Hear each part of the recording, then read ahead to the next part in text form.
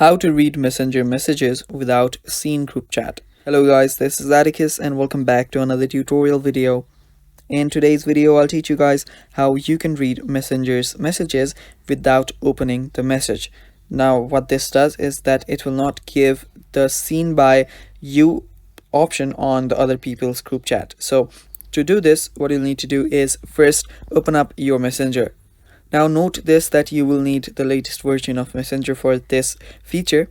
So make sure that you've updated your Messenger. If you have not done that, you can head over to your App Store or Google Play Store and simply update it to its latest version.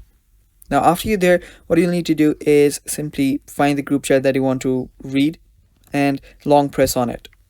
What this will do is this will simply bring up this image right here, so you can read anything in this image and they will not get the message, or the message will not be seen by you.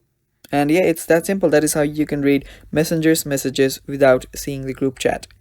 And that is basically all for the video, guys. Thanks for watching. If you guys are new to our channel, head down below and hit the subscribe button so you do not miss out on our future videos.